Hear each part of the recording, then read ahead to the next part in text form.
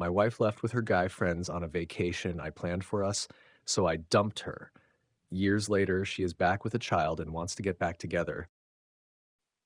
I've been having a bunch of shit going on in my life over the last couple of years, and I wanted to share my experiences with someone outside of immediate family, or I feel like I'll go crazy. Let's call me Ethan, and I'm probably your average dude. I'm in my 30s, a little rough around the edges, but I try to be a good guy, I think. I work in software development, not exactly the most glamorous gig, I know, but it pays well enough, and I enjoy the problem solving.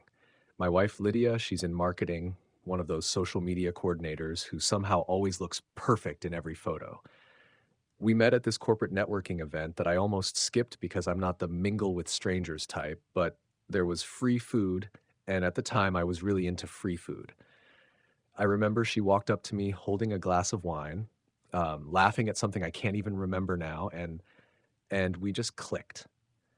We dated for a couple of years, and it was a good time, mostly because we were still doing that whole everything's new and exciting phase, you know?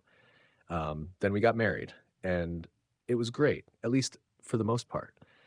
I'd say we've had our ups and downs like any couple, but I think we balance each other out. I'm the chill guy who'd rather stay home. She's the social butterfly who somehow knows everyone everywhere. She even knows the people at our local coffee shop by name, and I'm not sure if I should be impressed or concerned. So, forward a bit, and we've been married 3 years, and life's been pretty stable. Things at work started picking up, and I landed a couple of major clients. I decided, hey, I've been busting my butt, and Lydia is always talking about, wanting to travel more, so why not take a trip? And not just any trip, but a whole vacation to the Bahamas. I figured we could use the time away from everything and just, reconnect, do that whole couple thing. And let's be real, I was looking forward to spending some time with just her, no distractions, no work calls, just sun, beach, and maybe a fancy drink with one of those little umbrellas. So I save up for a few months, book a beautiful house on the beach. It's got one of those infinity pools and everything. I'm talking paradise, okay? Um, I even checked the photos twice. Like, is this for real? Anyway, I finally tell Lydia about it, and she's thrilled, or at least I thought she was. She asks if it's just the two of us, and I go, yeah, that's the plan. I'm thinking maybe she's just confirming because, sometimes plans change. Then she goes, well, do you mind if a couple of my friends come? If they pay for their own flights, of course. Now, I didn't really know what to say to that. I mean, I just planned this whole trip for the two of us, but I figured, okay, maybe she's just excited and wants to share it. Plus, she said, a couple of friends. So I'm picturing maybe her best friend Sarah and her boyfriend or something. And honestly, I'm not too worried. I tell her it's cool as long as they cover their costs because I wasn't planning to foot the bill for extras. She's all smiles, saying thanks, and that she'll let them know. I figured, all right, it's fine. And if it's a couple of extra people, how bad could it be? Well, folks, buckle up because here's where the fun begins. I find out a few days later that the friends she invited are actually two guys and a girl, none of whom I really know. I've met them once or twice in passing, but they're more her work friends than ours, you know? So now it's feeling a little like some random college road trip, but I try to roll with it. I even tell myself, Ethan, you're just being uptight. Don't be so insecure. Go with the flow. Maybe these people will be cool. It was eating away at me, but I did my best to let it go, which looking back at it now was a big mistake. Maybe I should have been more outspoken, but whatever. What's done is done. So the day of the trip comes around. I'm at work and I leave early, all packed and ready to go. We were supposed to meet at the airport, catch our flight, and be sipping cocktails on the beach by sunset. I'm texting her as I get there, asking where she's at, and all of a sudden I get a reply that says, oh, I already left with the others. We're at the house now. See you Monday. Love you. And I just stop. I'm standing there at the airport with my suitcase in hand, reading this text, and it's like my brain can't process what she just said. So I text her back something like, wait, what? I thought this trip was for us? And she goes, oh, I thought you said I could spend it with my friends. I didn't think you'd mind. Didn't think I'd mind? I planned this whole thing. I thought it was supposed to be some kind of romantic getaway, not some girls and two random guys that I don't even fucking know kind of trip. She even had the nerve to say, "You can join if you want, but we don't really have any rooms left, and it's kind of cramped." You know that moment when your entire perspective on something just shifts? That was me, standing in the middle of the airport, realizing that my wife had essentially hijacked our vacation and left me out of it. So I just kind of stood there for a bit, thinking about how I could have been anywhere else but right there, waiting for a plane that apparently no longer mattered. I could feel the rage bubbling up, but mostly I just felt this wave of disbelief.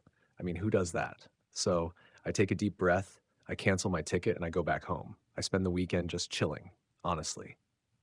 It was weirdly nice to have the house to myself, almost like I was a bachelor again.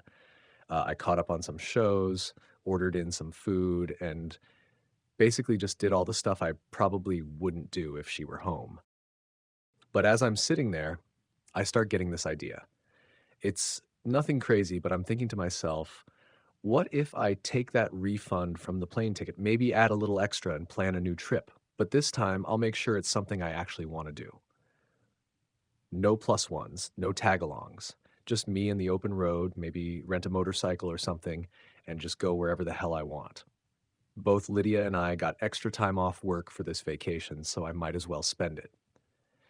So I'm back home after she ditched me for that Bahamas trip, and I'm thinking, screw it. I'm not sitting here all this time. I call up a couple of my old buddies, Matt and Dave. We used to be tight back in the day, and we haven't hung out in forever. Luckily, they're both free. Dave works online, and Matt's boss let him take a couple of days off. And the next thing I know, we're loading up Matt's beat up old truck and pointing it south. Destination Miami. Why Miami? I don't know, it just felt right and not crazy far. Sun, beaches, good food, and a whole lot of trouble to get into if we play our cards right. The drive down there was a trip in itself. Matt's truck barely has AC and it smells vaguely of gas and old French fries, but none of us care. We're just laughing, reminiscing about old times, and blasting music so loud that I'm sure I'll need hearing aids by the time I'm 50. Lol. We stop at every sketchy roadside diner we can find, and by the time we hit Miami, we're all wired on terrible coffee and heartburn from greasy burgers. But we made it. The first night in Miami, we find this little dive bar right near the beach. It's one of those places with dollar beers and neon lights that flicker, and it's perfect. We grab a table and we're just talking, soaking in the vibe. Dave, always the ladies' man, is already eyeing a couple of girls at the bar, but I'm just here to kick back. We all get way too many drinks, and I swear it feels like being 22 again. I'm laughing so hard my stomach hurts, and I can't even remember the last time I felt this relaxed. We hit up the beach the next day, and I finally feel like I'm on vacation, which is ironic considering this wasn't even the plan. We're out there in the sun, messing around like idiots, and Matt's trying to teach himself how to surf. He was terrible. But we're all laughing watching him try to balance on a board while drunk, and I'm thinking, this, right here, this is what I needed. Uh, no stress, no drama, just good times with friends. By the third day, we're practically locals at this little Cuban cafe we found. They've got these sandwiches the size of my head and coffee strong enough to jumpstart a car. I'm not even sure how much time has passed because honestly, it's just a blur of beach days, late night beers, and a lot of joking around. I'm loving every second of it, not a thought spared for what's going on back home. So Sunday rolls around and we're about to head back. I check my phone for the first time in days, and there's this flood of texts and missed calls from Lydia. I scroll through them, and it's like a mix of where the hell are you and are you okay? And then, of course, a healthy dose of accusations. I finally call her back, and the first thing she does is lay into me asking where I am, and I'm like, well, Miami, since you didn't seem to need me in the Bahamas. Um, that really sets her off. She starts throwing around all kinds of accusations, saying, "Oh, so you're out there cheating on me now?" And I'm just sitting there, completely baffled, like, whoa, whoa, hold up. I tell her I've just been hanging out with the guys, but she's not hearing it. She's getting worked up, and I can tell this is going to be one of those arguments that doesn't end well. Then, out of nowhere, she drops this bomb. She goes, well, whatever. We had a crazy time at the Bahamas anyway, and I slept with both those guys. That's exactly what your cheating ass deserves. The gaslighting is absolutely unbelievable. I'm just standing there, the phone pressed to my ear, and it's like the world goes quiet. I don't even know what to say. There's a part of me that wants to yell, to lose it completely, but another part of me just feels numb. Like, really? After all that, this is how it ends? I think a part of me already knew, but was just struggling with the reality. She's just always been social. It's not hard to imagine that she's been cheating on me ever since we met every now and then. That would explain how she could be so casually brazen now. I mean, that's so I just tell her, good to know, and hang up. So after that conversation with Lydia, I just sat there for a while, letting it all sink in. I felt like I've been kicked in the gut, and for a moment, I don't even know if I can stand up. When I finally pull myself together, I head back to the table where Matt and Dave are, and they can tell something's up right away. I give them the rundown, the whole mess, and they're both just sitting there, jaws dropped. Matt finally slaps his hand on the table and says, "Man, that's messed up. What a total bitch. What do you want to do?" Dave gave me the quiet, "You didn't deserve that, man." Before I know it, they're ordering rounds of shots and we're all throwing them back, one after the other. Dave's trying to cheer me up, cracking jokes about how I dodged a bullet and how I'm free to hit the Miami scene like a single guy again. There's this girl across the bar who keeps glancing over at me, and Dave leans in and says, "Look, man, you could end this night with her if you want. She's been eyeing you since we walked in." I glance over and yeah, she's cute, and there's definitely a part of me that considers it just to get back at Lydia. But that's not me. I'm not the kind of guy who's going to hook up with some random girl just to prove a point. It wouldn't make me feel better, it'd just make things messier. So I shake my head and I tell the guys I've got a different plan in mind. I'm done with her games, like, and I want out of this marriage, but I'm not going down without making it clear that I'm not someone to be messed with. We spend the rest of the night throwing around ideas, but ultimately, at the time, it lead to nothing, which isn't surprising considering how wasted we all got, lol. So after that wild Miami weekend, I get back home, only to realize I've missed an entire day of work. I wasn't too worried though. My boss, Jim, is a solid guy. I gave him a call, explained the situation, left out a few of the finer details, and he just laughed. He even asked if I was all right and told me to take care of myself. Honestly, I couldn't have asked for a better boss. He's the kind of guy who understands that sometimes life just throws you through a loop and you need a moment to pull it all back together. When I finally get home, Lydia's there, waiting. The second I walk through the door, she starts screaming at me, telling me to get lost and that I'm the one ruining everything. I just stare at her, feeling like I've heard it all before, and I head downstairs to crash on the couch, ignoring her like she's background noise. I didn't even try to fight back. It felt pointless. The next morning, I wake up and think, all right, it's time to pull everyone into this mess. I called up my parents and hers, and we all met up at the house. I figured if I was going to deal with this, I wanted all the cards on the table. We sit down and I lay it all out for them. Her parents are just sitting there, wide-eyed, and my parents are in disbelief too. They suggested all kinds of things. Counseling, maybe taking a break, trying to find some middle ground. I just nod, going along with it, but in the back of my mind, I'm already halfway out the door. A few weeks later, Lydia drops another bomb. She tells me she's pregnant and she's moving in with one of the guys. I raise an eyebrow, wondering how she could think this was all somehow normal. It's brutal, since I wanted a normal family for as long as I could remember, but she just kept saying, later, later. I couldn't resist the irony of the whole thing, so I said, why not move in with both? Seems like you like to keep your options open. She wasn't amused, but honestly, I couldn't care less at that point and just walked away. After Lydia dropped that bombshell about being pregnant and moving in with one of those guys, I knew the marriage was over, but it still took a while for the reality of it to settle in. It's funny how you think you're prepared for something, but when the moment actually comes, it hits you like a ton of bricks. The process of getting a divorce is so much more than just signing papers and calling it quits. It's sorting through years of shared memories, deciding who gets what, and untangling a life you once built together, piece by piece. The first thing we had to tackle was the living situation. She had already half moved in with the guy by the time we really got into the nitty-gritty of things, but she kept popping back into the house whenever she felt like it, rummaging through stuff and claiming this and that.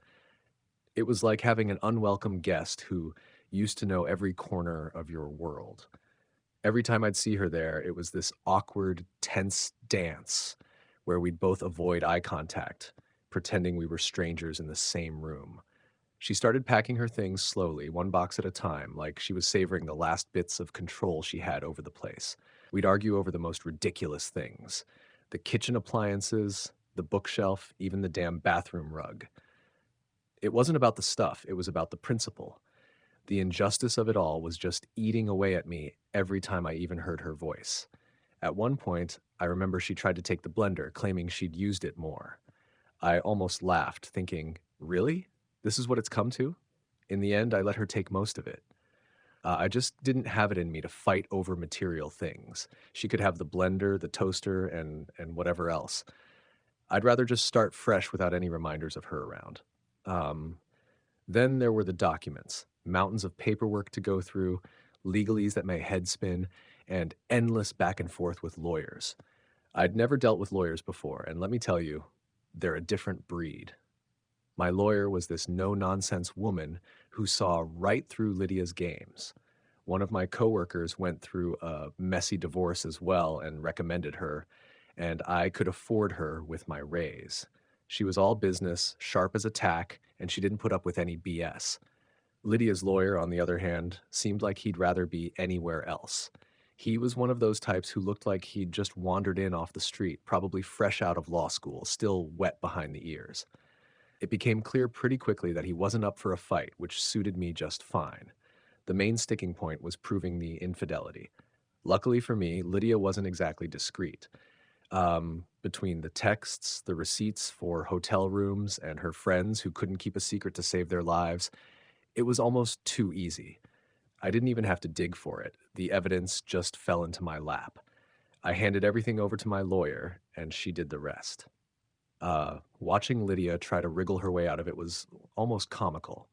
People say divorces are rough, and they definitely are, but proving her cheating gave me a certain satisfaction I needed to move on.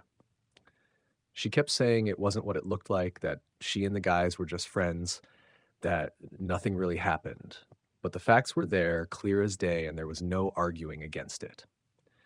When the judge finally handed down the decision, I felt this weird sense of relief mixed with sadness. Seeing the judge's face with one eyebrow raised when saying the outcome felt amazing. It's like she was ready for Lydia to start protesting the result right there, but nothing happened. It was over. Officially. Legally. I was free, but there was this lingering weight, like I was standing in the aftermath of a storm and still seeing debris scattered everywhere.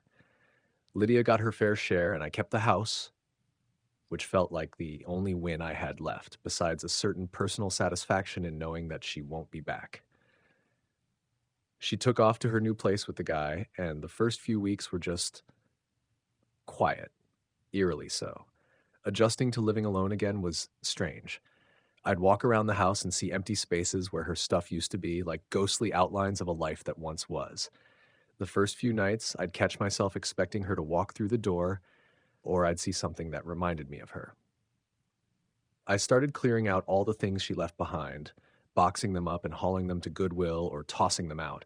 It was like purging the house of every last trace of her. At the same time, it was oddly liberating. I could finally start making the place my own again. I repainted the walls, bought new furniture, even rearranged the kitchen. I went for colors she never would have let me choose, bold reds and dark blues, and I threw out the frilly curtains she insisted on. I even got a new coffee maker, one of those fancy ones with a grinder built in. Every change felt like reclaiming a little bit of myself that I'd lost over the years.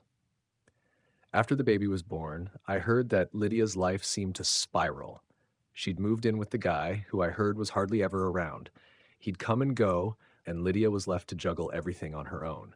She'd occasionally text me updates which I ignored, and I'd get snippets through mutual friends about how things weren't going so great. Apparently, the guy wasn't too keen on being a dad, and the whole arrangement was falling apart. Then one day, he just took off. I guess having a newborn was more than he signed up for, and he bailed, leaving Lydia with a baby and a bunch of unpaid bills. I won't lie, I felt a certain satisfaction in knowing that she was getting a taste of her own medicine, but I also felt sorry for the kid, caught in the middle of this mess. A couple of weeks later, I'm home, enjoying a quiet evening, when I hear someone fiddling with the lock on my front door.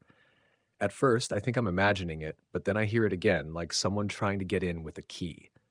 I walk over to the door, look through the peephole, and there she is, Lydia, holding her baby in one arm, trying to let herself in. I'd changed the locks not long after she moved out, and thank God I did, because the sight of her there, assuming she could just waltz right back in, made my blood boil. I yank open the door, and she looks up at me, feigning surprise, like she wasn't just caught trying to break in.